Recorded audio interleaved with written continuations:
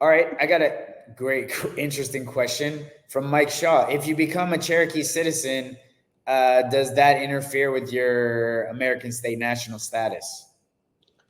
First of all, the word Cherokee citizen bothers me. If you become a Cherokee, you're sovereign. You're not a citizen. Right. Uh, Most of the Indian tribes back between 1901 and 1910 signed treaties with the U.S. government, giving up their sovereignty to be equal to a U.S. citizen.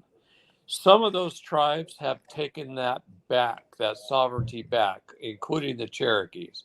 I know because I helped them do it.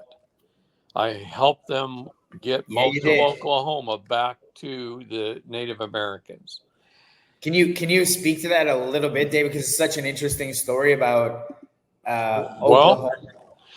I, Just you briefly. know, the, Yeah. the Native nations raised a lot of very smart children who went on to law school and became lawyers and then started screwing everything up for the tribes and going to federal courts and having a lot of problems. And many of these federal courts retaliated against them and put a lot of them in jail and things like that. I know chiefs that have been put in prison with their sons put in prison. Okay.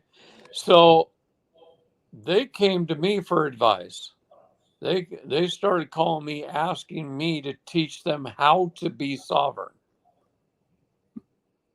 and what it meant. And I spent a lot of time working with them on sovereignty. I showed them a lot of Supreme Court cases. I, you know, it's something I could teach the FBI if they'd listen, because they don't believe anybody's sovereign. Everybody's a citizen. Well, that's baloney. We, the people, are sovereign. And all of these nations, these American Indian nations, are sovereign. They just need to revoke that citizenship treaty. Yeah. Okay.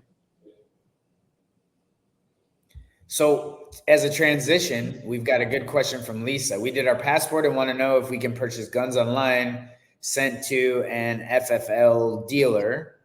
Do I pick up the guns from the dealer? They want a carry permit. Well, the Supreme Court just ruled against all carry permits. That doesn't exist in all 50 states now. The Supreme Court ruled with the Chevron that the ATF can't regulate anything, as the Second Amendment stands, as shall not be infringed. The ATF form that you must fill out with these dealers has a box for non citizen nationals to check now. Um, your biggest breakdown in the process is the receiver at the dealer Yeah. level. They don't know. I walked into a dealer in Texas who didn't know. I put cash money for a arm. I complained to him about him not believing in the Second Amendment because he's got the words firearms everywhere, including in the name of his business. And then I made him, because he refused to sell it to me, I made him get the ATF on the phone, the local agent on the phone.